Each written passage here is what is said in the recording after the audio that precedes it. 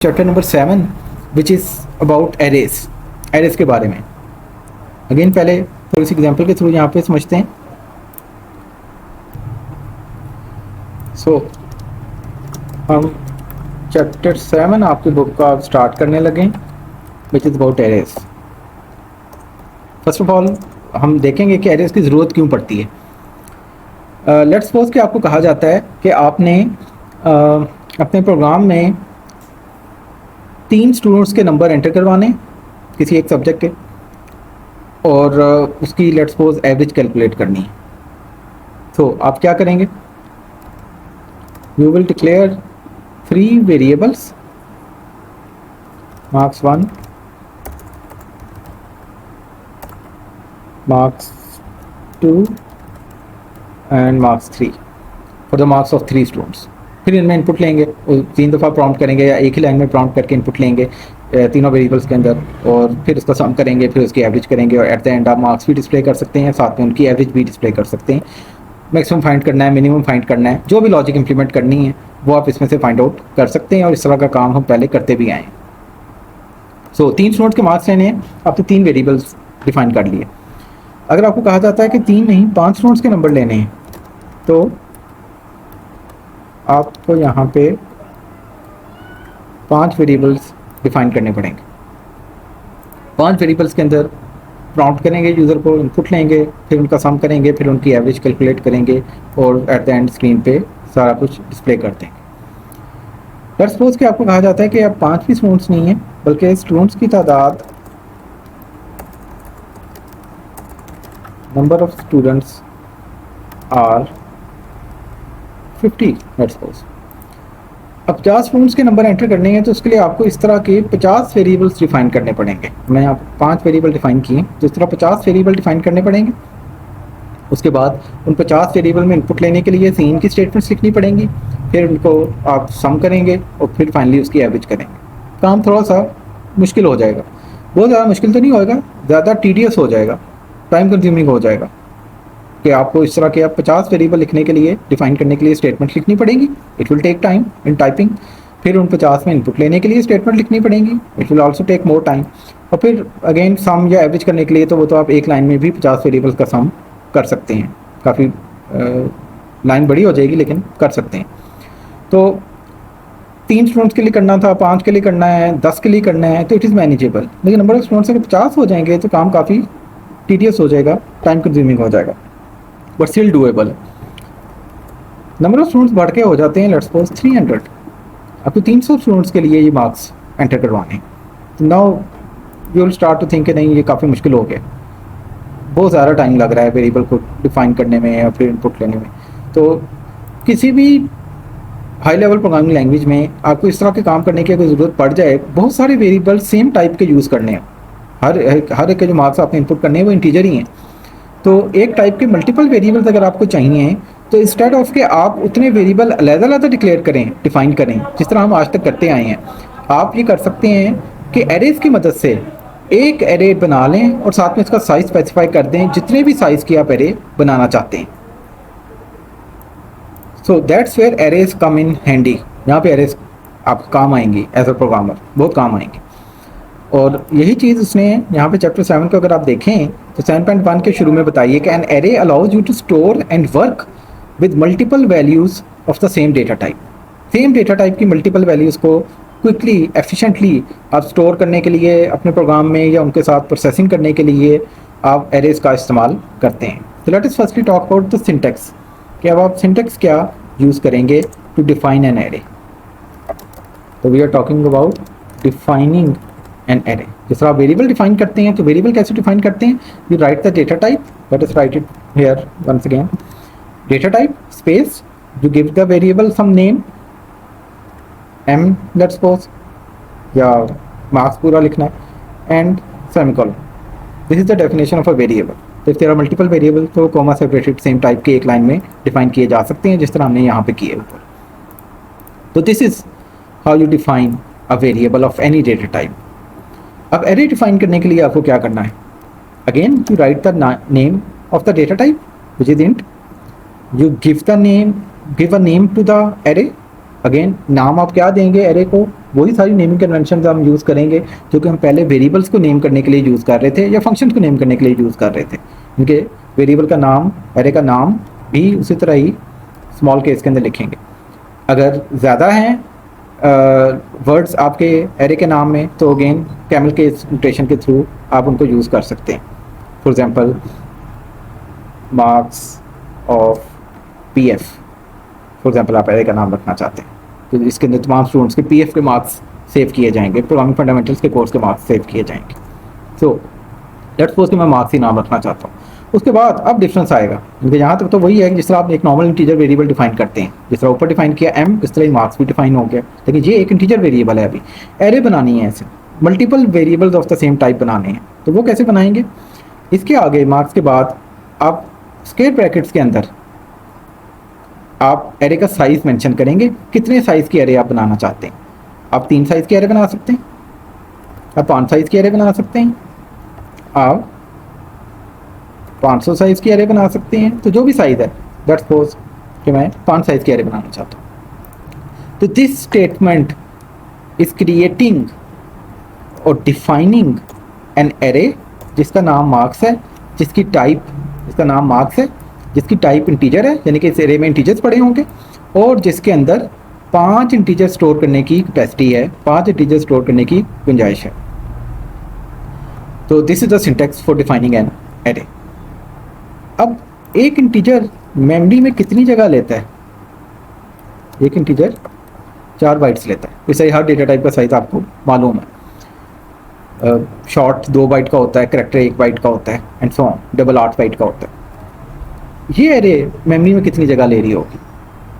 ये चूंकि 5 इंटीजर्स की एरे है और हर इंटीजर 4 बाइट का है, तो it will be taking 4 into 5 bytes which is 20 bytes.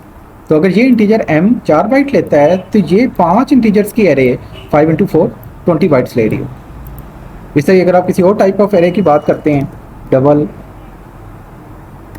Let's suppose salary की एक एरे बनाते हैं ऑफ साइज 10 लेट्स सपोज, तो ये मेमोरी में कितनी जगह कंज्यूम कर रही होगी? एक डबल कितने बाइट का है? 8 बाइट का, मल्टीप्लाइड बाय एरे कितने साइज की है? एरे का साइज क्या है? 10। तो 8 into 10 bytes which is 80 bytes will be the size of this array of 10 doubles. तो marks is an array of 5 integers, salary is an array of 10 doubles.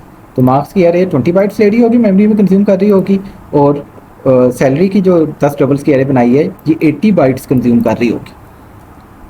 Similarly अगर बात की जाए करेक्टर एरेज की, करेक्टर्स तो सेव करना है आपने। लेट्स सपोज एक करेक्टर एरे बनाते हैं लेटर्स के नाम से, लेट्स सपोज 26 साइज की, 26 अल्फ़ाबेट्स आपने उसमें 26 अल्फ़ाबेट्स जो इंग्लिश के होते हैं वो आपने सेव करने हैं। तो एक करेक्टर कितने बाइट लेता है? 1 multiplied by the size of the array. तो this array letters will be taking how many bytes? 26 bytes in memory. अगर सिमिलरली मैं शॉर्ट टाइप की एक एरे बनाता हूँ नाम्स के नाम से, और लेट्स सपोज मैं 12 नाम्स उसमें 12 शॉर्ट इंटीजर्स उसमें सेव करना चाहता हूँ। एक शॉर्ट इंटीजर 2 बाइट लेता है मेमोरी में, और 12 शॉर्ट इंटीजर्स हैं तो 2 into 12 bytes, that is 24 bytes will be the total memory consumption of this array. तो यहाँ पे हमने डिफरेंट एग्जांपल देखी हैं कि किस किस तरह से आप एरे की कौन कौन सी टाइप की डिफाइन कर सकते हैं। तो array can be defined of any data type, उसका नाम लिखेंगे, उसके बाद उसको कोई मीनिंगफुल नाम देंगे, उसके बाद स्क्वायर ब्रैकेट्स में उसका साइज मेंशन करेंगे। अब यहाँ पे एरे के नाम के बाद और साइज वाली ब्रैकेट से पहले स्पेस दे दें या ना दे दें वो आपकी मर्जी है, बट टिपिकली रीडेबिलिटी के लिए स्पेस दे दें तो बेहतर है। इस तरह से तो हमने इसकी मेमोरी कंजम्पशन भी नोट कर लिया कि मेमोरी कंजम्पशन क्या है, size of the data type जो कि आपको पहले से मालूम है, multiplied by the size of the array. अच्छा, यहाँ पे एक और चीज़ का आपने ख्याल रखना है कि यहाँ पे जो भी साइज आप मेंशन कर रहे होंगे 5, 10, 26, 12, size of the array must be constant. Array का साइज वेरिएबल नहीं हो सकता, यानी कि आप ये नहीं कर सकते फॉर एग्जांपल कि मैं यहाँ पे एक वेरिएबल n बनाता हूँ, उसमें लेट्स सपोज मैं सेव कर देता हूँ कोई भी इंटीजर 7, और उसके बाद मैं एक एरे बनाता हूँ, उसका नाम मैं ARR रखता हूँ एरे के लिए, और मैं कहता हूँ जी n इंटीजर्स की एरे बना दो, तो this won't work. In other words, this is an error. और क्या एरर दे रहा है? अगर आप एरर की स्टेटमेंट पढ़ें, expression must have a constant value, यानी कि एरे का साइज, वही बात मैंने बताई कि size of the array must be constant. यहाँ पे कोई वेरिएबल नहीं आ सकता। मैंने यहाँ पे एक वेरिएबल भेज दिया है, उस वेरिएबल में बेशक मैंने अपनी तरफ से वैल्यू फिक्स की है, या यूज़र से ले सकते हैं उसके अंदर वैल्यू, दोनों केसेस में, चाहे फिक्स की है इस तरह से वैल्यू आपने असाइन की है वो वाला वेरिएबल, या जिसमें यूज़र से इनपुट ली गई हो, कोई भी वेरिएबल यहाँ पे नहीं आ सकता। तो size of the array must be constant. वो लिटरल कांस्टेंट भी हो सकता है, जिस तरह मैंने यहाँ पे 5 यूज़ किया, 10 यूज़ किया, 26 यूज़ किया, 12 यूज़ किया, या वो कोई नेम्ड कांस्टेंट भी हो सकता है। फॉर एग्जाम्पल मैं इसी n को नेम कांस्टेंट बना देता हूँ, और बाय कन्वेंशन हम नेम कांस्टेंट के नाम कैपिटल में लिखते हैं, तो मैं यहाँ पे कैपिटल N लिख देता हूँ और यहाँ पे कैपिटल N यूज़ कर लेता हूँ, तो this will work, this is okay, इस पर कोई एरर नहीं आएगी, चलेगा। जिस तरह ये 5 इंटीजर्स की एरे बन रही थी, इस तरह यहाँ पे 7 इंटीजर्स की एरे बन जाएगी, which will be taking 7 × 4 28 bytes in memory. 4 byte का इंटीजर है और 7 इंटीजर हैं, तो 4 × 7 28 बाइट्स मेमोरी में ये कंज्यूम कर रही होगी एरे। यहाँ पे कांस्टेंट से बना हुआ कोई एक्सप्रेशन भी आ सकता है।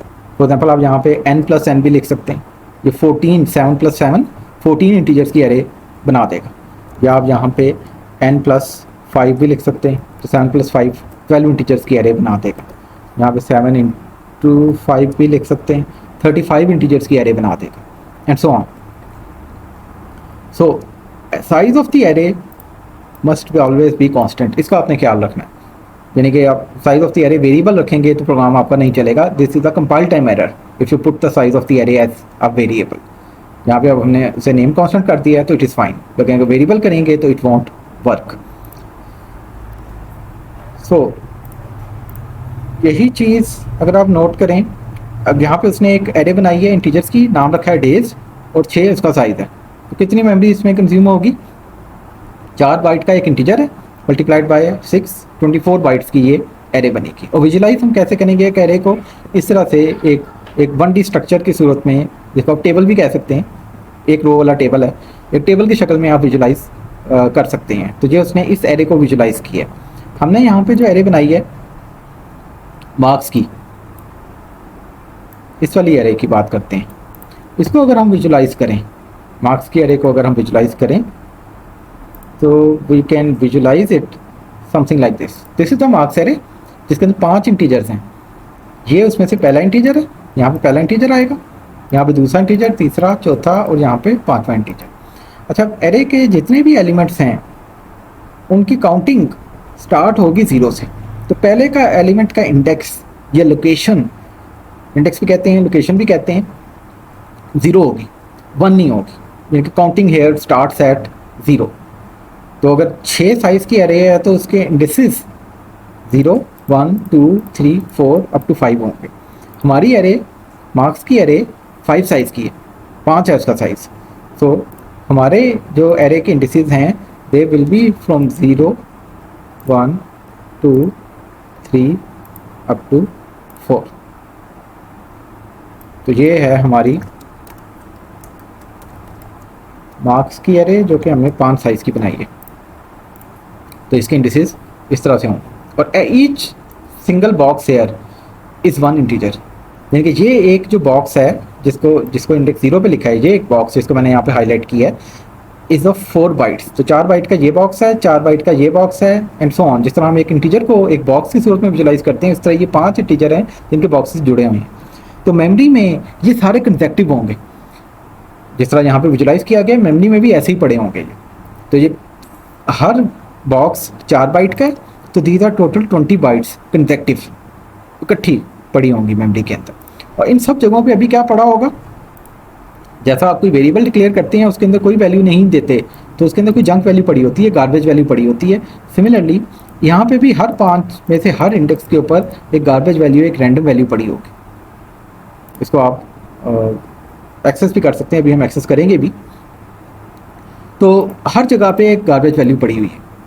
तो these are 20 bytes, each there are 5 boxes and each box is of 4 integers, चूँकि इंटीजर्स की एरे है 4 बाइट्स, सॉरी, तो चूँकि इंटीजर्स की एरे है। अगर डबल्स की एरे होगी तो हर बॉक्स का साइज़ 8 बाइट्स होगा।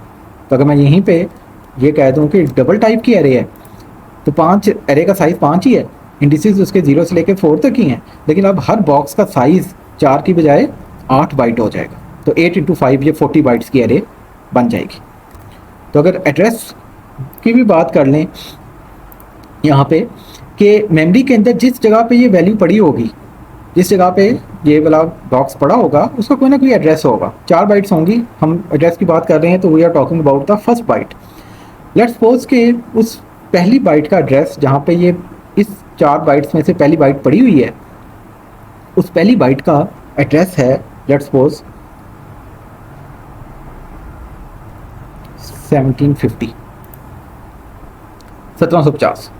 तो पहली बाइट शुरू हो रही है एड्रेस नंबर 1750 से, और address number 1750, 51, 52, 53 make up this one box.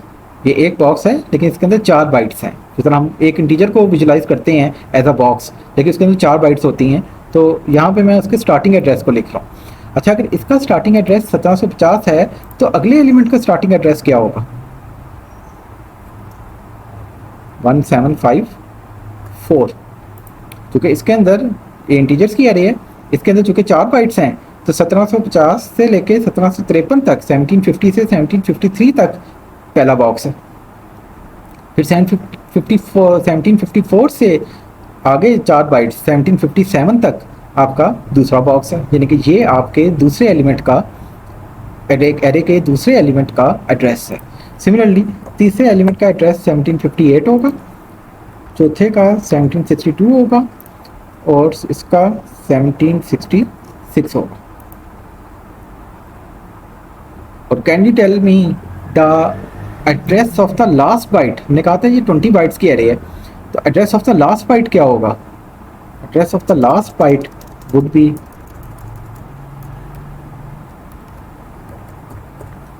1769। इसके अंदर 4 बाइट्स हैं, आखिरी बाइट के अंदर, आखिरी इस बॉक्स के अंदर 4 बाइट्स हैं, स्टार्टिंग फ्रॉम 66, 66, 67, 68 एंड 69। तो अगर यहाँ पे टोटल देखें 1750 से 1769 तक देयर आर 20 बाइट्स। 1750 भी शामिल है और 1769 भी शामिल है, there are both are inclusive. तो देयर आर टोटल 20 बाइट्स। इनके अंदर भी अगर हम देख लें तो ये जा रहा होगा 1762 से 1765 तक। तो आपका चौथा एलिमेंट है आपकी एरे का, नंबर इसका तीसरा है लेकिन ये है चौथा एलिमेंट, जो कि नंबरिंग स्टार्टिंग एट 0। ये आपका जा रहा होगा 1758 से 1761 तक, ये जा रहा होगा 1754 से 1757 तक, और जो पहला इंटीजर है इसके एड्रेस जा रहे होंगे 1750 से 1753 तक। तो टिपिकली हम सिर्फ पहले एड्रेस की बात करेंगे, लेकिन आपको मालूम होना चाहिए कि हर ये चूँकि इंटीजर्स की एरे है तो हर बॉक्स यहाँ पे 4 बाइट्स का बना हुआ है। तो 1750 से 53 है, but we will talk about 1750 as the address of the first element, 1754 as the address of the memory location number of the second element, 1758 is the address of the third element, 1762 is the address of the fourth element, and 1766 is the address of the fifth and the last element of this array. So ये आपकी array जिसको हमने यहाँ पे इस तरह से visualise कर लिया, मेमोरी में इस तरह से पड़ी होगी। कंसेक्टिव 20 बाइट्स, ऐसा नहीं होगा कि किसी एरे के पहले 2 एलिमेंट मेमोरी में एक जगह पड़े हों और बाकी के 3 एलिमेंट कहीं और अलग जगह पे पड़े। ऑलवेज C++ के अंदर जो भी एरेज बनेगी वो मेमोरी में कंसेक्टिव बनेगी। तो ये एरे 20 बाइट्स रिक्वायर कर रही है, जिस तरह हमने पहले यहाँ पे डिटरमिन किया था, तो 20 बाइट्स कंसेक्टिव रिक्वायर कर रही होगी मेमोरी के अंदर। ये वाली एरे 80 बाइट्स रिक्वायर कर रही होगी, तो ये 80 बाइट्स कंसेक्टिव कंज्यूम कर रही होगी एरे के अंदर। सिमिलरली ये वाली array letters 26 bytes consecutive consume कर रही होगी। ये शॉर्ट्स की एरे 24 बाइट्स कंसेक्टिवली कंज्यूम कर रही होगी आपकी मेमोरी के अंदर। लेट्स सपोज कि आप कोई बड़ी एरे डिक्लेयर करते हैं, बट सपोज आप कहते हैं 1000 साइज़ की एरे बना रहे हैं। अगर 1000 साइज़ की एरे बनाएंगे तो it will obviously take 8000 bytes in memory. 8 हर डबल का साइज़ है और 1000 इस एरे का साइज़ है, तो 8 इंटू 1000 8000 बाइट्स। तो आप कहते हैं कि मेमोरी में तो इतनी, अगर कहीं पे कंसेक्टिव जगह ही ना हो, मेमोरी के अंदर कंसेक्टिव लोकेशन ही ना हो 8000 बाइट्स, तो ये एरे एलोकेट नहीं हो पाएगी। रन टाइम एरर आ जाएगा आपके प्रोग्राम में और एरे एलोकेट नहीं हो पाएगी। इनके in other words, arrays are always allocated and stored consecutively in memory, चाहे वो कोई छोटी एरे है, चाहे वो कोई बहुत बड़ी एरे है। और अगर उतनी बहुत बड़ी एरे बनाते हैं, उतनी बड़ी स्पेस अवेलेबल नहीं है मेमोरी के अंदर कंसेक्टिव, उतनी बाइट्स कंसेक्टिव अवेलेबल नहीं है, तो it will result in a run time error.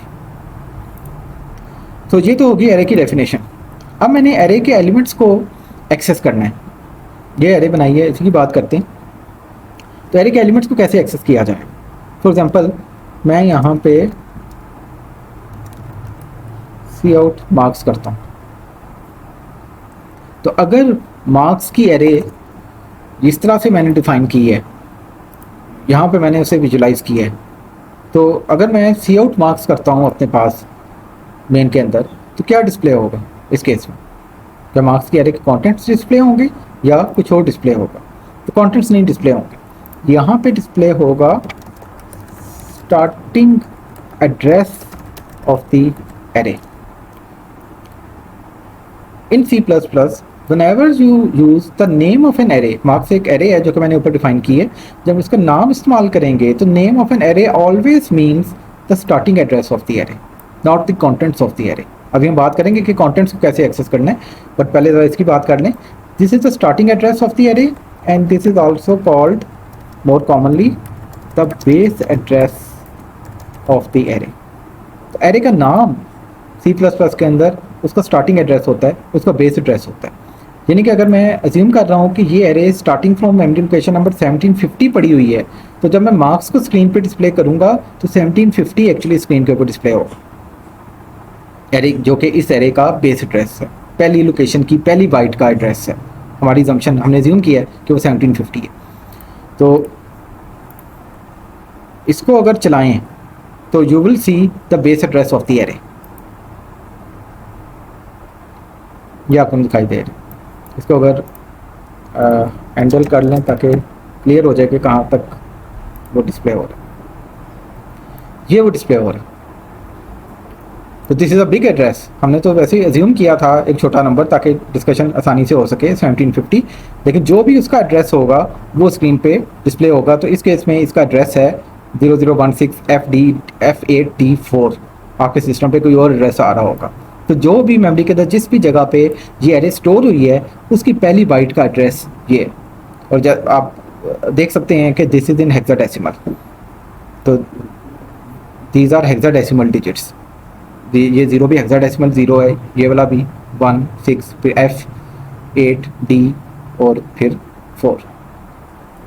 अगर आप यहाँ पे गौर करें तो there are 8 hexadecimal digits here. तो दिस मीन्स के एवरी हेक्साडेसिमल डिजिट, अगर आपको हेक्साडेसिमल टू बाइनरी कन्वर्जन आती है, पहले कोर्स में आपने पढ़ी होगी इंट्रोडक्शन टू कंप्यूटिंग में। सो बेस 2 में अगर बात करें तो every hexadecimal digit is map to how many bits? 4 bits. तो these 8 digits will map to 8 into 4 32 bits. तो ये 32 बिट का एड्रेस आपका डिस्प्ले हो रहा है स्क्रीन के ऊपर, जो कि आपकी पहली लोकेशन का एड्रेस है। तो हम आसानी के लिए अपनी डिस्कशन में इसको इंटीजर लिया करेंगे, टिपिकली एक छोटा इंटीजर लिया करेंगे, क्योंकि इतना बड़ा इंटीजर लेके फिर उसे विजुलाइज करना और बार बार लिखना will be problematic. Therefore we will assume smaller addresses. लेकिन हमारी असम्पशन के मुताबिक 1750 है एड्रेस, तो 1750 डिस्प्ले होगा अगर मैं एरे का नाम डिस्प्ले करता हूँ। एक्चुअली जाहिर है वो एक बड़ा एड्रेस डिस्प्ले होगा। सो एरे का नाम डिस्प्ले करने से हमें उसके कंटेंट्स नहीं मिलेंगे, उसका क्या मिलेगा? स्टार्टिंग एड्रेस मिलेगा, जिसको हम बेस एड्रेस कहते हैं उस एरे का। अगर मैं एरे के कंटेंट्स डिस्प्ले करना चाहता हूँ उसका तरीकेकार क्या होगा? आई will write C out marks 0। अभी इस विजुअलाइजेशन से हमने नोट किया था कि जो पहला एलिमेंट है उसका इंडेक्स, उसकी लोकेशन एरे में उसकी लोकेशन 0 है। ये ऊपर मैंने वाइट में यहाँ पे लिखे हैं, ये उसका इंडेक्स है या उसकी लोकेशन। तो this 0 is the index of the first element, this 1 is the index of the second element, third element का इंडेक्स 2 है, फोर्थ का इंडेक्स 3 है, फिफ्थ का इंडेक्स 4 है। सो यहाँ पे एरे का पहला एलिमेंट डिस्प्ले होगा। अब मैंने यहाँ पे एरे को अगेन इनिशियलाइज नहीं किया अभी तक, उसके अंदर कोई वैल्यू स्टोर नहीं की, तो what will I get? I will get a junk value. or on more modern compilers you might see some error or warning here as well।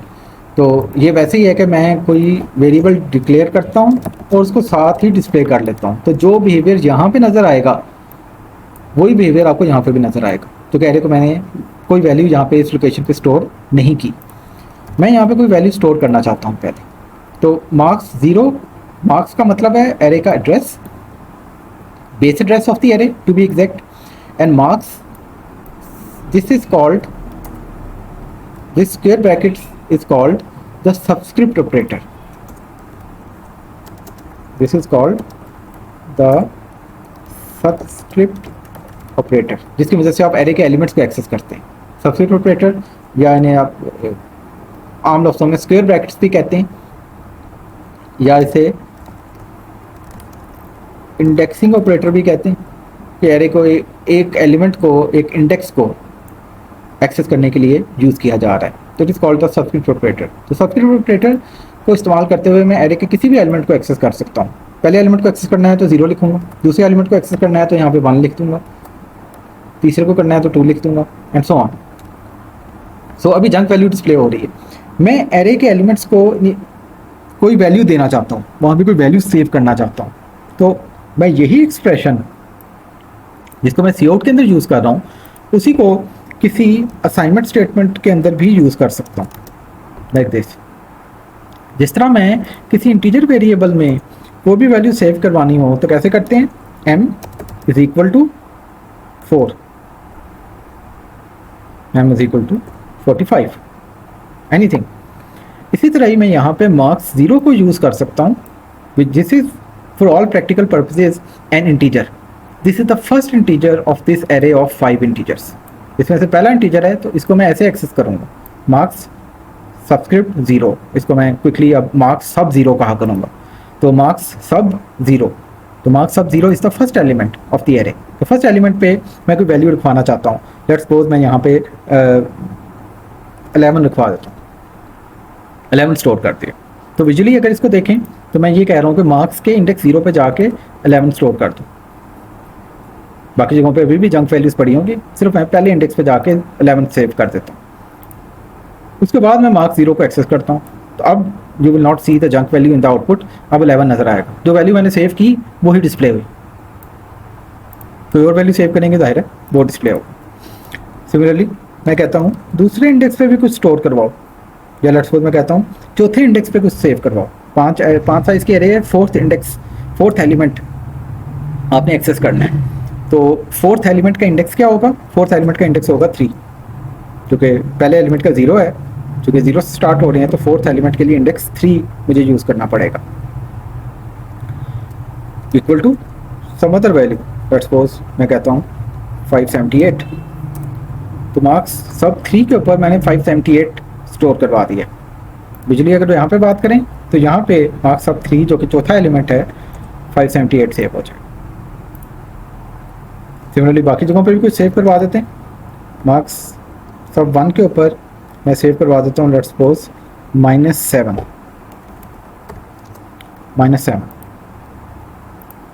तो यहाँ पे -7 चला गया।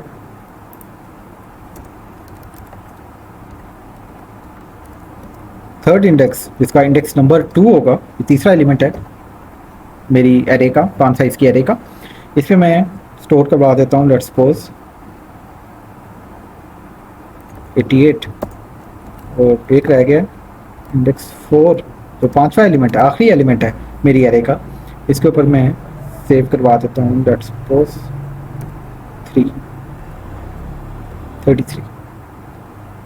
सो 11 चला गया इंडेक्स 0 पे, इंडेक्स 3 पे चला गया 578, ये दोनों हमने सेव कर दिए, -7 भी सेव कर दिया, 88 चला गया इंडेक्स 2 पे, यहाँ पे आ गया, और इंडेक्स नंबर 4 जो कि 5वां एलिमेंट है यहाँ पे चला गया 33। तो this is my array now. अब इनको मैं डिस्प्ले करना चाहता हूँ, लेट्स सपोज एक एलिमेंट को डिस्प्ले कर रहे थे, इसी तरह से तमाम एलिमेंट्स को डिस्प्ले कर सकते हैं। यहाँ पे 1 कर दें, यहाँ पे 2 कर दें, यहाँ पे 3 कर दें, यहाँ पे 4 कर दें।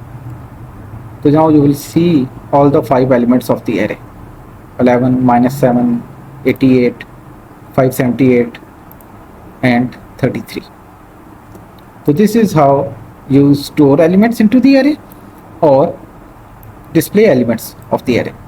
अब मैं यहाँ पे चाहता हूँ कि मैं खुद से ना वैल्यू स्पेसिफाई करूँ, बल्कि यूज़र से पूछ के वैल्यूज़ को स्टोर करूँ, यूज़र से इनपुट लूँ और उनको स्टोर करूँ, तो वो काम भी किया जा सकता है। देखिए ये जो एक्सप्रेशन है मार्क्स सब आगे इंडेक्स का, this kind of expression can be used anywhere where you can use an integer variable. जहाँ जहाँ आपको इंटीजर वेरिएबल यूज़ कर सकते हैं वहाँ पे आप ये एक्सप्रेशन भी यूज़ कर सकते हैं। Integer variable left hand side पे यूज़ होता है असाइनमेंट स्टेटमेंट के, इसलिए ये एक्सप्रेशन भी यूज़ हो रहा है। Integer variable C out statement में इस्तेमाल होता है, इसलिए ये भी यूज़ हो रहा है। इंटीजर वेरिएबल किसी सी इन स्टेटमेंट में यूज़ हो सकता है, इसलिए ये भी यूज़ हो सकता है। तो मैंने यहाँ पे पहली वैल्यू की इनपुट ले ली,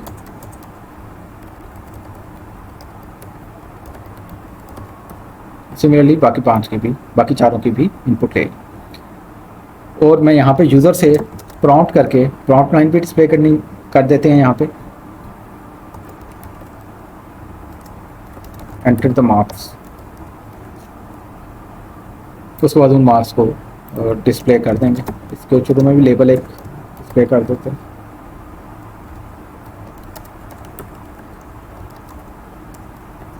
कि आपने ये वैल्यूज एंटर की, प्रोग्राम को चलाएंगे तो यहाँ पे वो यूज़र को प्रॉम्प्ट कर रहा है, उसमें उसके मार्क्स एंटर करने हैं।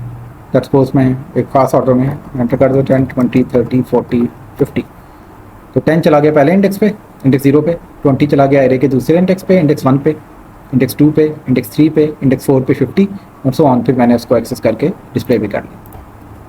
तो this is how you will take input into the array और output the contents of the array index by index, एक एक करके एरे के एलिमेंट्स को हमेशा प्रोसेस करना पड़ेगा।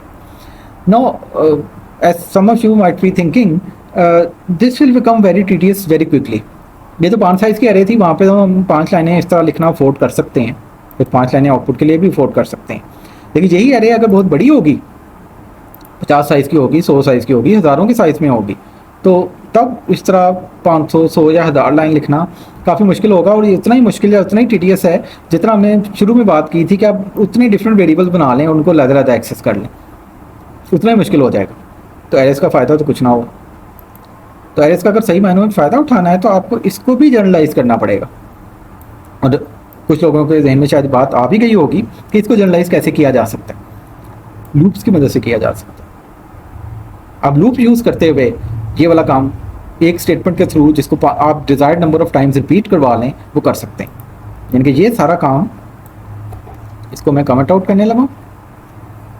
आप कहते हैं कि हम इनपुट लेंगे मार्क्स सब आई के अंदर यूज़र से, और आई क्या होगा,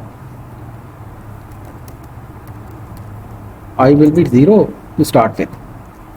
हर बार हम इनपुट लेंगे और जब तक यहाँ पे लूप की कंडीशन आएगी, अभी आते हैं इसकी तरफ, और यहाँ पे आई को हर बार इंक्रीमेंट करते जाया करेंगे। तो कब तक ये लूप हमें चलाना पड़ेगा? as long as I is less than the size of the array. Size of the array is 5, तो I less than 5 का यहाँ पे चेक लगा देंगे। तो 0 पे चलेगा लूप, 1 पे चलेगा, 2, 3, 4 पे चलेगा, जितने भी वैलिड इंडिसेस हैं आपके 4 तक, वहाँ तक आपका लूप चलेगा। और 5 जब हो जाएगा तो loop will terminate due to this condition. तो now these 5 statements can be simply replaced by this loop. इसको मैंने वाइल की सूरत में लिखा है, आप इसे फॉर की शक्ल में भी लिख सकते हैं।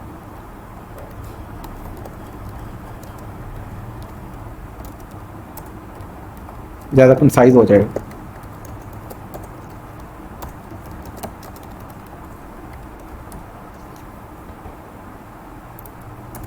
पे भी जे आएगा। तो आपकी प्रेफरेंस है वाइल यूज़ करना है या आपने फॉर यूज़ करना है। सो लेट्स सपोज मैं नीचे वाले को भी फ़िलहाल कमेंट कर देता हूँ, इसको चलाते हैं। तो वही यूज़र्स को प्रॉम्प्ट लाइन एक बार डिस्प्ले कर रहे हैं, लेदर डिस्प्ले करनी है तो वो भी की जा सकती है। यहाँ पे अब क्या होगा, एक ही बार डिस्प्ले हो रहा है प्रॉम्प्ट लाइन, और उसके बाद मैंने लेट्स सपोज 10 एंटर किया है। अब वो वेट कर रहा है अगले इनपुट का, क्योंकि 5 दफ़ा लूप चल रहा है तो वो दूसरी इटरेशन में मेरी इनपुट का वेट कर रहा है। फिर मैं 20 एंटर करता हूँ, मैं 30 एंटर करता हूँ, फिर मैं 44 एंटर करता हूँ, फिर मैं 78 एंटर करता हूँ। तो अगर आप चाहते हैं हर बार नए सिरे से प्रॉम्प्ट लाइन डिस्प्ले हो तो वो भी उतनी आसानी से किया जा सकता है कि ये वाली प्रॉम्प्ट लाइन अब अंदर आ जाएगी, और उसको ज़्यादा मीनिंगफुल भी अब आप बना सकते हैं। Enter marks of student number I. Her student के लिए अलग प्रॉम्प्ट लाइन वो डिस्प्ले करेगा। तो enter marks of student number 0। अब this might be confusing for the user कि नॉर्मल यूज़र्स के लिए तो काउंटिंग 1 से स्टार्ट हो रही है जो जिसमें आपका प्रोग्राम यूज़ करना है, तो आप चाहते हैं कि काउंटिंग 1 से ही स्टार्ट हो। तो ये भी हम पहले भी देख चुके हैं। यहाँ पे i+1 डिस्प्ले करते हैं, तो वो 0 होगा तो 1 डिस्प्ले करेगा। Enter marks of student number 1 45 98 56 32 and 77। तो उसके बाद उन सबको डिस्प्ले कर रहा है। तो इसी तरह का लूप लगा के आप इनपुट भी ले सकते हैं। यहाँ पे हम क्या कर रहे हैं इस लूप के through, taking input from the user array के तमाम एलिमेंट्स के लिए। अब अगर आपको कोई कहता है कि एरे 5 साइज़ की नहीं है, 5 स्टूडेंट्स नहीं है, क्लास में लेट्स सपोज 100 स्टूडेंट्स हैं, तो आपको सिर्फ ये चीज़ चेंज करनी। यहाँ पे जब एरे को डिफाइन कर रहे हैं तो जाहिर है 100 स्टूडेंट्स को सेव करने के लिए 100 की साइज़ की एरे चाहिए, और यहाँ पे भी लूप फिर 100 तक चलेगा। ज़्यादा बेहतर हो जाएगा अगर यहाँ पे आप नेम कांस्टेंट जिस तरह हमने यहाँ पे यूज़ किया था उसको यूज़ कर लें। फॉर एग्जांपल इस नेम कांस्टेंट को अगर मैं यहाँ पे ले जाऊँ, n इज़ 50, और मैं यहाँ पे n यूज़ कर लेता हूँ, और वही n यहाँ पे भी यूज़ किया जा सकता है। तो अब अगर n भी चेंज होता है तो वो भी अब 2 जगहों पे या मल्टीपल जगहों पे चेंज करने की ज़रूरत नहीं है, एक ही जगह पे चेंज करें। कल को आपको पता चलता है नहीं जी स्टूडेंट तो 150 है तो उसको 150 कर दें, यहाँ पे ऑटोमेटिकली चेंज हो जाएगा, यहाँ पे भी ऑटोमेटिकली चेंज हो जाएगा। तो this code is now more generic, बहुत बेहतर है पिछले वाले कोड से। But always remember once again जो पहले भी बात बताई कि यहाँ पे जो एरे का साइज़ है ये वेरिएबल नहीं हो सकता, ये कांस्टेंट होना ज़रूरी है। नेम कांस्टेंट होगा या लिटिल कांस्टेंट जिस तरह पहले यूज़ कर रहे थे। सिमिलरली अब आपने मार्क्स को डिस्प्ले करना है तो डिस्प्ले करने के लिए भी आप नहीं चाहेंगे कि इस तरह से डिस्प्ले करें, this is very inefficient. So display करने के लिए भी आप सपोज मैं इसी को चेंज कर लेता हूँ,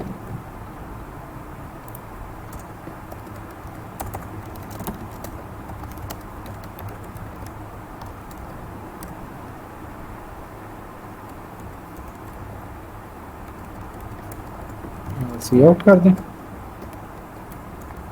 लूप के अंदर, और ये वाला लूप भी n दफ़ा चला था।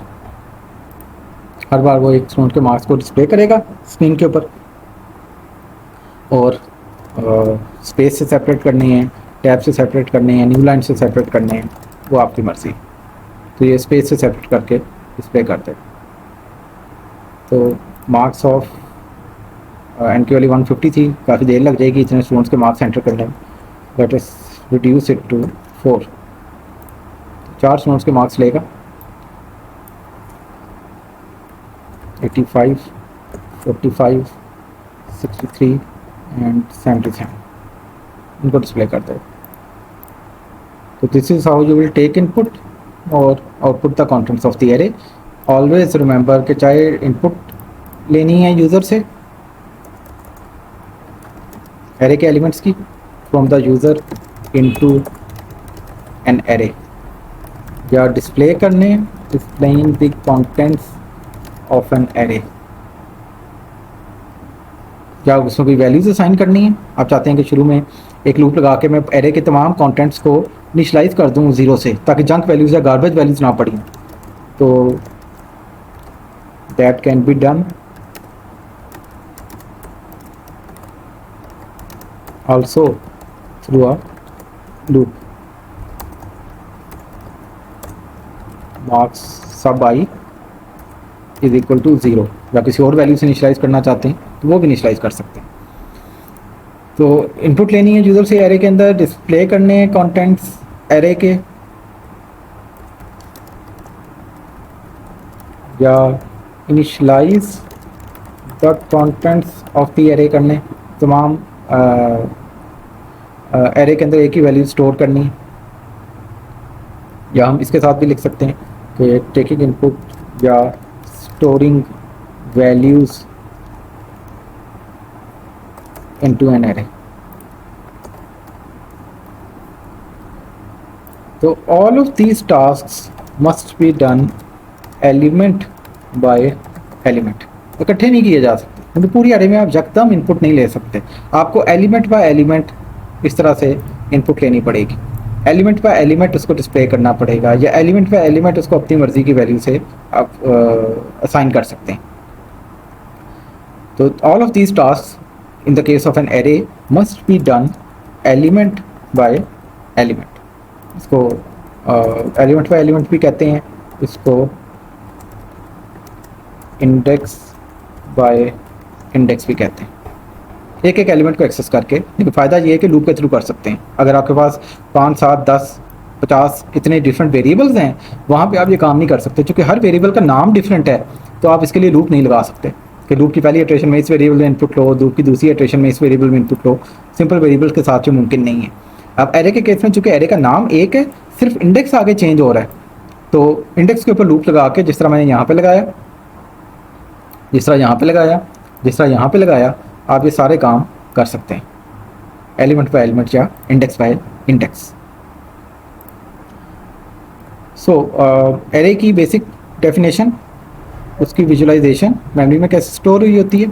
जब एरे का नाम हम डिस्प्ले करते हैं तो क्या डिस्प्ले होता है, उसका एड्रेस डिस्प्ले होता है, जो कि एरे का बेस एड्रेस कहलाता है, स्टार्टिंग एलिमेंट का एड्रेस कहलाता है। और फिर इनपुट कैसे लेनी है एरे के अंदर, या उसको कोई ख़ास वैल्यू से अगर आप स्टोर करना चाह रहे हैं, साइन करना चाह रहे हैं, और आउटपुट कैसे करनी है। अब अगर आपको कहा जाए कि जितने भी स्टूडेंट्स के मार्क्स एंटर किए हैं आपने, उनका सम करें और फाइनली मैं इसकी एवरेज करना चाहता हूँ, तो वो काम भी अब बड़ी आसानी से इसी तरह के लूपिंग स्ट्रक्चर के थ्रू किया जा सकता है। तो यहाँ पे लेट्स सपोज मैं सम का एक वेरिएबल बना लेता हूँ और एक बना लेते हैं एवरेज के लिए। तो जैसे जैसे कोई मार्क्स डिस्प्ले हो रहे हैं स्क्रीन के ऊपर, मैं उसको सम में ऐड करता जाता हूँ, या आपको आप इनपुट लेते साथ भी ये काम कर सकते हैं। मैं इस वक्त आउटपुट करते वक्त कर रहा हूँ कि सबके मार्क्स डिस्प्ले कर रहे हैं, साथ में उनको सम में भी ऐड करते जाएं। तो मार्क्स जे को डिस्प्ले भी किया और मार्क्स जे को सम में ऐड भी किया। तो at the end of this loop sum के अंदर तमाम स्टूडेंट्स के मार्क्स का सम आ चुका होगा। उसके बाद मुझे क्या करना है, एवरेज कैलकुलेट करनी है। तो मैं सम को डिवाइड कर दूंगा n से, where n is this integer constant जो कि नंबर ऑफ एलिमेंट्स को इंडिकेट कर रहा है। सो यहाँ पे अगेन इंटीजर डिवीजन होगी, ये भी इंटीजर है, ये भी इंटीजर है, तो रिजल्ट तो इंटीजर आएगा, चाहे लेफ्ट हैंड साइड पे डबल टाइप का वेरिएबल है, लेकिन रिजल्ट तो इंटीजर ही आएगा। तो इनमें से किसी एक को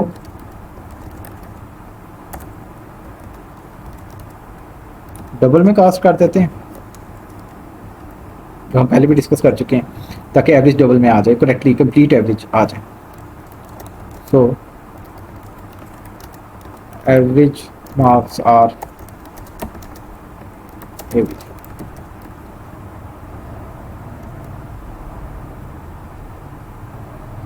लेट्स सपोज मैं मार्क्स एंटर कर रहा हूँ,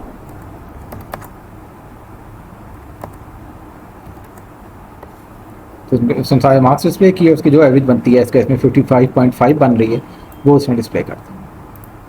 तो लूप के हर इटरेशन में आप सिंपल इनपुट या आउटपुट के अलावा कुछ इस तरह का काम भी कर सकते हैं। सिमिलरली अगर लार्जेस्ट फाइंड करना है, स्मॉलेस्ट फाइंड आउट करना है एरे के तमाम एलिमेंट्स में से, वो भी इसी किस्म की लॉजिक के थ्रू किया जा सकता है। So coming back to your text book, यहाँ पे आप देख सकते हैं इस तरह से उसने डिफरेंट टाइप्स की एरेज डिफाइन की हैं। जिस तरह से हमने शुरू में एग्जांपल्स देखी, डिफरेंट टाइप्स की एरेज डिफाइन करना और उसके एलिमेंट्स, उसका टोटल साइज़ कितना होगा। तो किसी भी एरे का साइज़ है size of the data type of the array multiplied by the size of the array which must be constant which we have discussed. तो ये उसने शॉर्ट टाइप की एक एरे बनाई है। शॉर्ट आपको पता है 2 बाइट का होता है। तो ये आवर्स की एरे है और दरमियान में उसने ये आउटर बॉक्स एक शॉर्ट वेरिएबल को इंडिकेट कर रहा है। तो ये 6 हैं boxes, you can count. In this dotted line indicates the boundary between the first byte and the second byte of that short integer. जिस तरह हमने यहाँ पे विजुलाइज करते हुए भी कहा था कि ये एक बॉक्स जिसमें 11 पड़ा हुआ है, this is actually made up of 4 bytes. क्योंकि ये एक इंटीजर है तो इसके अंदर 4 बाइट्स हैं, which are from 1750 to 1753। Similarly यहाँ पे 2 बाइट्स हैं। तो अगर इसको नंबरिंग करना शुरू करें, इसका नंबर अगर लेट्स सपोज 850 है तो इसका नंबर 851 होगा and so on so forth. और अगर इसका नंबर 850 है तो can you determine the address of the last byte of the last element. These are total 12 bytes, 6 into 2। तो अगर 850 पहली बाइट का एड्रेस है तो आखिरी बाइट, आखिरी एलिमेंट की आखिरी बाइट का एड्रेस क्या होगा? It would be 861। इसको पेपर पे लिख के ज़रा फिगर आउट कर लीजिएगा। It would come out to be 861। तो 850 से 861 are total 12 bytes, both inclusive. Once again इसमें वही एग्जांपल इस तरह की डिस्कस की। 25 कैरेक्टर टाइप की 25 साइज की एरे है। तो 25 is the number of elements, size of each element is 1, size of the array is 25 bytes and so on. ये 1000 डबल्स की एरे है तो इसका साइज 8000 बाइट्स होगा। फ्लोट का साइज भी 4 बाइट होता है। तो 12 साइज की एरे है तो 12 into 4 48 बाइट्स की एरे है। एरे के एलिमेंट्स को कैसे एक्सेस किया जाएगा? सबस्क्रिप्ट यूज़ करेंगे। उसको सबस्क्रिप्ट भी कहते हैं या उसको इंडेक्स भी कहते हैं, जो कि हमने यहाँ पे ये ऊपर लिखे हैं। ये एरे के सबस्क्रिप्ट कहलाते हैं या इंडेक्स कहलाते हैं। एरे के पहले एलिमेंट का इंडेक्स 0 है, दूसरे एलिमेंट का 1 है, 2 है, तीसरे एलिमेंट का, चौथे का 3 है, पाँचवें का 4 है। तो इन जनरल ith एलिमेंट का जो सबस्क्रिप्ट होगा, आपको कहा जाता है कि ith एलिमेंट है एरे का। तो ith एलिमेंट का जो सबस्क्रिप्ट या इंडेक्स होगा in the array, that would be i-1। पहला एलिमेंट है तो उसका इंडेक्स होगा 0, 1 - 1। दूसरा एलिमेंट है तो उसका इंडेक्स होगा 2 - 1, 1, सो ऑन। पांचवा एलिमेंट है तो उसका इंडेक्स होगा 4, because counting it is starting from 0। ये चीज़ उसने यहाँ पे दिखाई है। और एरे के अंदर वैल्यूज़ कैसे सेव करनी है, इस तरह से जिस तरह हमने बात की थी कि आवर्स, इसको सबस्क्रिप्ट 0 भी कहते हैं या शॉर्ट करके सब 0 भी कहते हैं। हम सब 0 की टर्म यूज़ किया करेंगे लेक्चर्स के अंदर। आवर्स सब 0, या जिस तरह हमने यहाँ पे बात की मार्क्स सब j, मार्क्स सब i। कंप्लीट अगर टर्म बोलें तो मार्क्स सबस्क्रिप्ट i है या मार्क्स इंडेक्स i है, बट अगर क्विकली बोलना है तो यू कैन से मार्क्स सब i। आवर्स की एरे है, उसने वही 6 साइज़ की एरे बनाई है। पहले इंडेक्स पे सिर्फ 20 सेव करवाया है, तो बाकी जगहों पे क्या पड़ा होगा? वो junk values. This question marks indicate junk values, garbage values. कहीं और उसने इंडेक्स 3 के ऊपर चौथे एलिमेंट पे 30 सेव कर दिया है, तो इन 2 जगहों पे वैलिड वैल्यूज़ हैं, यूज़र स्पेसिफाइड या प्रोग्रामर स्पेसिफाइड वैल्यूज़ हैं। बाकी 4 जगहों पे आपकी अभी भी वही गार्बेज या जंक वैल्यूज़ पड़ी हुई। इनपुट कैसे करना है एरे के एलिमेंट को, आउटपुट कैसे करना है हमने डिस्कस कर लिया है। एलिमेंट बाय एलिमेंट इस तरह से करेंगे, input output, and better to do it through a loop, जो कि उसने यहाँ पे किया। हमने भी यहाँ पे करके देख लिया था। इनपुट लेना है लूप के थ्रू, आउटपुट करना है या सम करना है लूप के थ्रू, तमाम वैल्यूज़ में कोई वैल्यू असाइन करनी है वो भी लूप के थ्रू।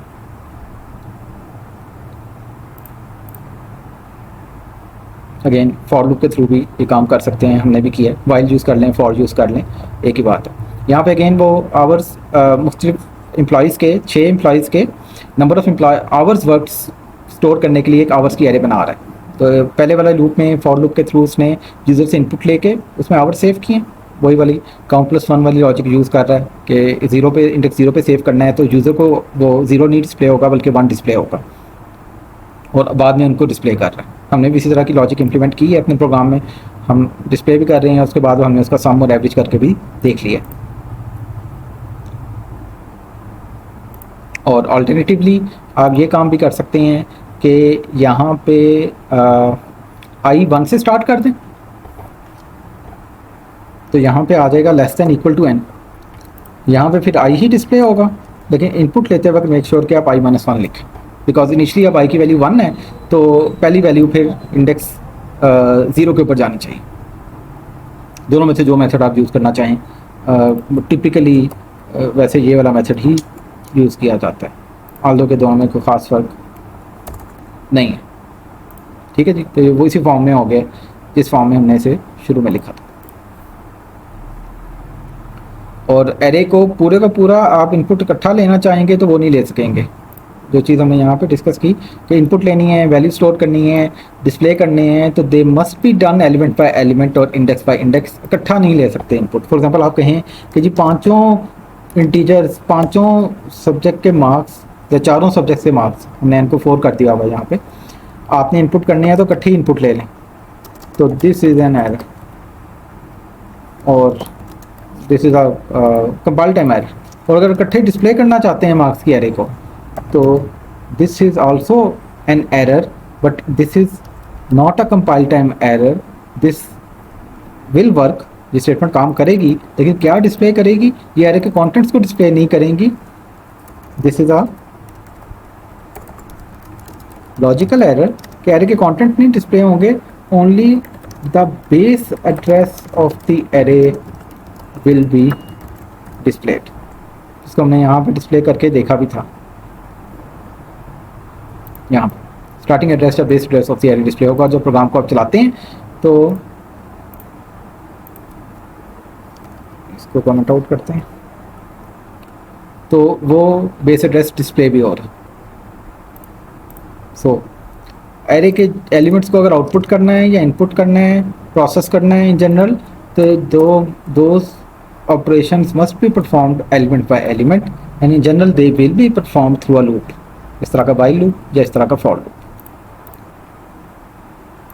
तो this won't work, this is a compile time error and this won't work, although this is not a compile time error but it will not produce a desired result। ये सिर्फ array का base address display करेगा, उसके contents को display नहीं करेगा।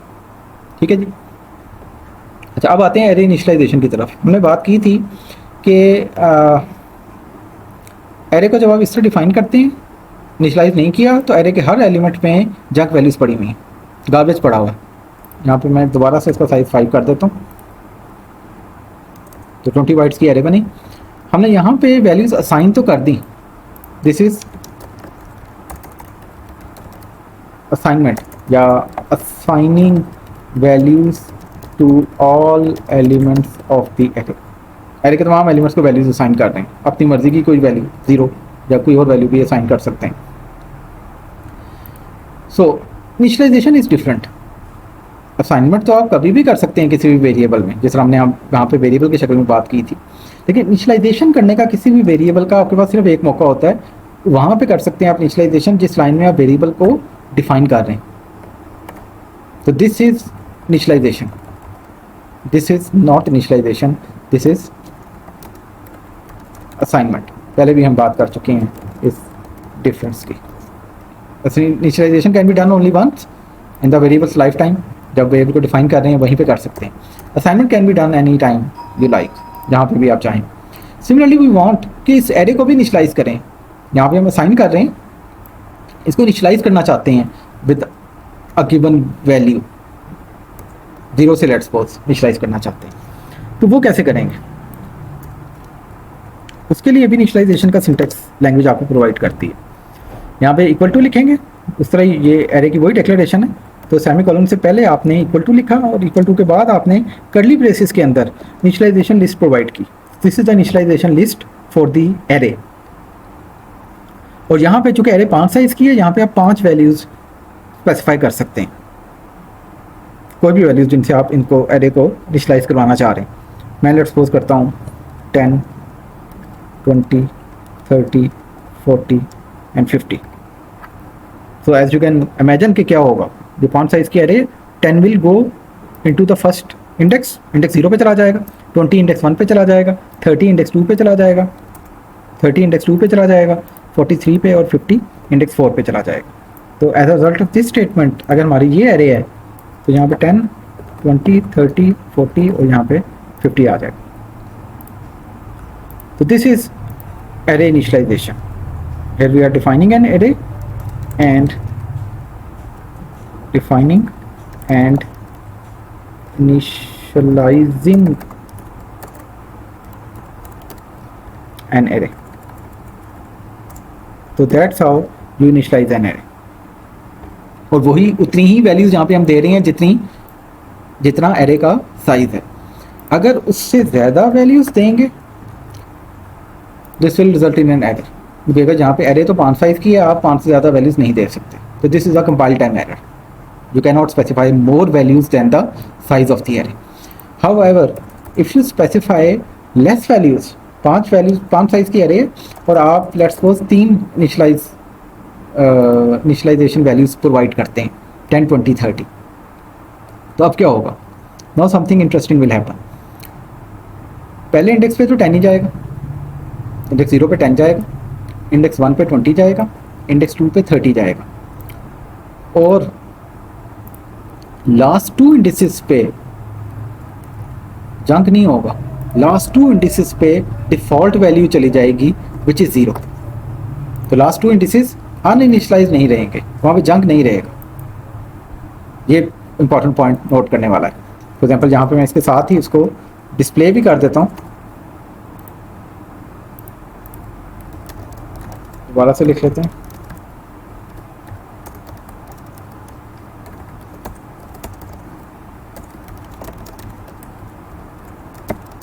इनको एक लाइन में डिस्प्ले कर लेते हैं।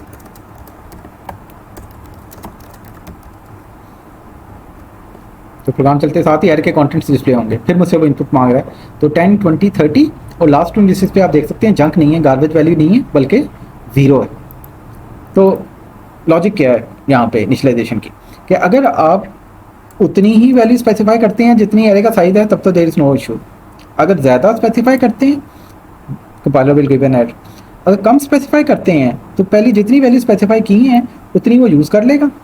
पहली 3 वैल्यूज़ मैंने स्पेसिफाई की थी तो पहली 3 उसने यूज़ कर ली, पहले 3 वैल्यूज़ को इनिशियलाइज करने के लिए, और बाकी की वैल्यूज़ को डिफ़ॉल्ट वैल्यू से इनिशियलाइज कर देगा।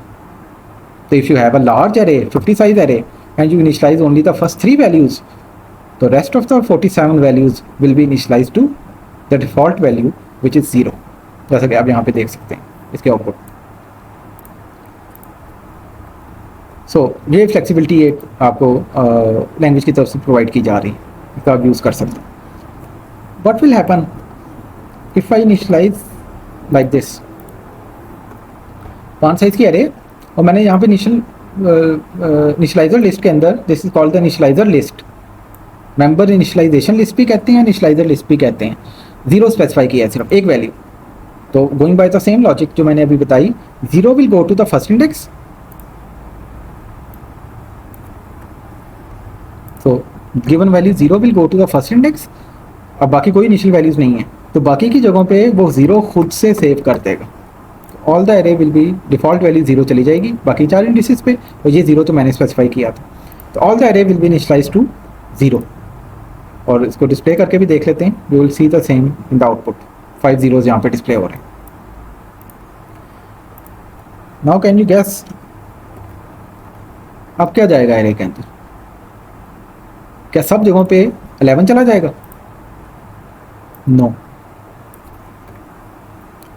मैंने 5 साइज की एरे बनाई, उसमें से सिर्फ एक इनिशियल वैल्यू प्रोवाइड की है, पहले इंडेक्स की इनिशियल वैल्यू प्रोवाइड की है। तो 11 will go to the first index and rest of the indices will get 0 as the default value, and you can quickly verify that by executing this as well. So 11 goes to the first index and rest of the four indices are initialized to 0. So some students इसको कुछ students इसको confuse करते हैं कि यहाँ पे 0 लिखा है तो पूरी एरे में 0 चला गया, अगर यहाँ पे 5 लिखेंगे तो पूरी एरे में 5 चला जाएगा, यहाँ पे 50 लिखेंगे तो पूरी एरे में 50 चला जाएगा। नो, हरगिज़ नहीं, बिल्कुल नहीं।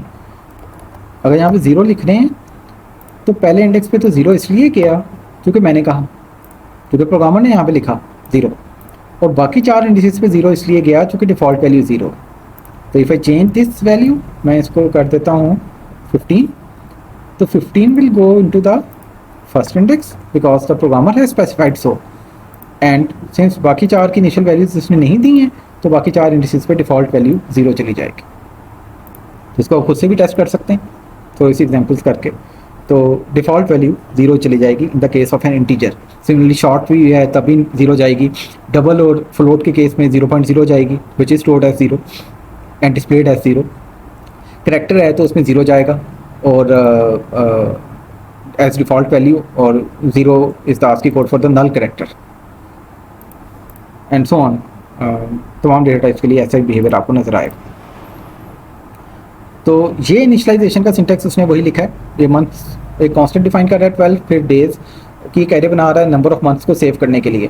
तो 12 मंथ्स के डेज कितने होंगे, जनवरी के 31 होते हैं तो वो लिखे हैं, 28 होते हैं फरवरी में लीप ईयर के अलावा, फिर 31 होते हैं मार्च में एंड सो ऑन। ये उसने एरे को विजुलाइज करके यहाँ पे दिखा दिया।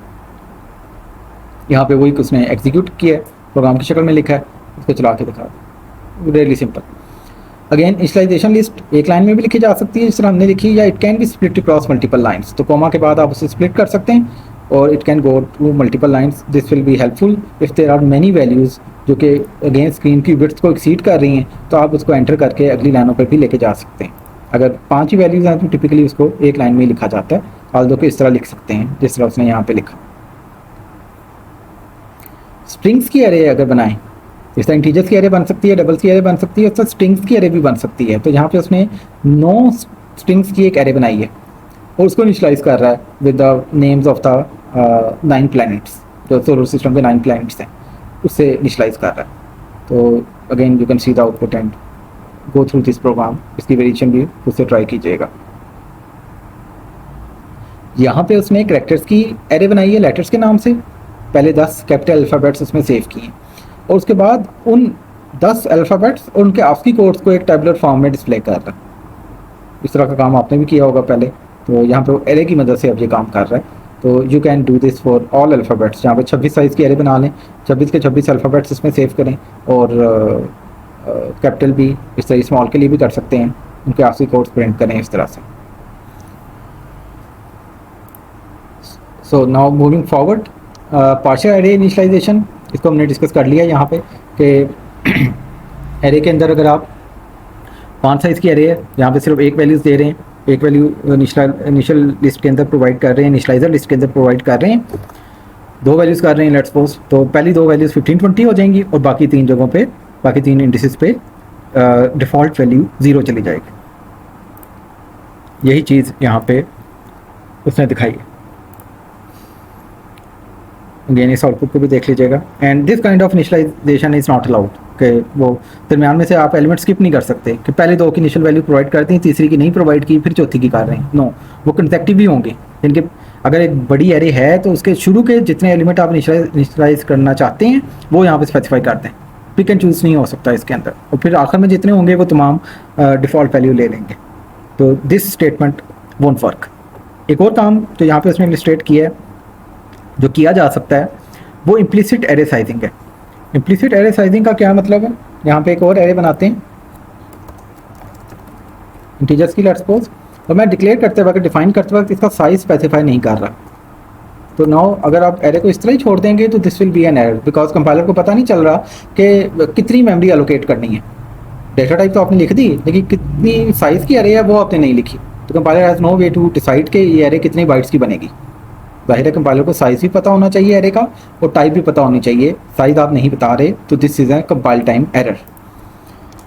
लेकिन अगर आप इस एरे को इनिशियलाइज कर दें with some values, let's suppose मैं कहता हूँ यहाँ पे 1 2 3 4 5 6 वैल्यूज़ इनिशियलाइजेशन लिस्ट में प्रोवाइड कर देते हैं। अब वो एरर नहीं देगा, क्योंकि एरे के साइज़ डाटा टाइप तो उसे पहले भी मालूम थी। एरे के साइज़ का अंदाज़ा अब उसे इस इनिशियलाइजेशन लिस्ट से हो जाएगा। तो compiler is intelligent enough in this case to know कि यहाँ पे चूँकि 6 एलिमेंट्स हैं तो मुझे 6 इंटीजर्स की एरे बनानी है यहाँ पे। तो इस साइज़ की इस लिस्ट के साइज़ की बेसिस पे वो एरे का साइज़ डिसाइड कर लेगा और उतनी मेमोरी एलोकेट कर लेगा। सो इन दिस केस जो एरे बनेगी ARR के नाम से, इसका साइज होगा 6 × 4 24 bytes, and you can verify that by writing this code and इसको फिर फॉर लूप के थ्रू डिस्प्ले करें, इसके कंटेंट्स को डिस्प्ले करें, तो you will see the desired output. ये 6 वैल्यूज एरे के कंटेंट्स के तौर पे डिस्प्ले होंगे। This is called implicit array sizing, कि आप साइज एक्सप्लिसिटली यहाँ पे खुद से नहीं मेंशन कर रहे स्क्वायर ब्रैकेट्स के अंदर, बल्कि इस इनिशियलाइजर लिस्ट से compiler automatically implicitly size of the array determine कर रहा है। तो this is another flexibility provided by the compiler. लेकिन अगर इनिशियलाइज नहीं कर रहे आप एरे को, तो obviously you need to specify the size. For example अगर मैं इस तरह से छोड़ देता हूँ तो दिस इज एन एरर, तो तब आपको साइज लिखना ही पड़ेगा। और ये जो इनिशियलाइजेशन लिस्ट वाला सिंटेक्स है, ये सिर्फ इसी लाइन में यूज़ किया जा सकता है जिस लाइन में आप एरे को डिफाइन कर रहे हैं। फॉर एग्जांपल मैंने यहाँ पे एरे को डिफाइन किया तो साथ ही इनिशियलाइज करना पड़ेगा, आप इसको ऐसे नहीं लिख सकते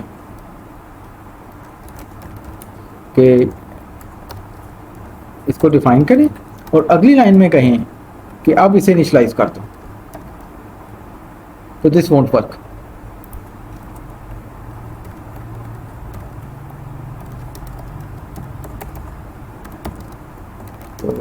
दिस विल नॉट वर्क। तो इनिशियलाइज करना है तो उसी लाइन में करना पड़ेगा इनिशियलाइज, बाद में नहीं आप इनिशियलाइज कर सकते, इस तरह से असाइन नहीं कर सकते। So we are in section 7.2। 7.2 का अभी कुछ पार्ट बाकी है, ये reading data from file into an array और writing the contents of an file. तो we will discuss that in the next lecture. तो आज के लेक्चर में हमने चैप्टर 6 का लास्ट सेक्शन पढ़ा है और चैप्टर नंबर 7 का 7.2 ऑलमोस्ट ऑल कंप्लीट कर लिया है। एग्जैक्टली अगर बात करें तो पेज नंबर 392 तक हमने पढ़ लिया है, और इसके आगे जो 2 सब सेक्शन हैं, reading data from file and writing the contents of array to a file, ये इंशाल्लाह अगले लेक्चर में डिस्कस करेंगे और 7.3 से ऑनवर्ड भी अगले लेक्चर के अंदर ही पढ़ेंगे। तो आज हमने 7.1 पढ़ा है और ऑलमोस्ट 7.2 कंप्लीट कर लिया है, apart from discussing the last section of chapter number 6।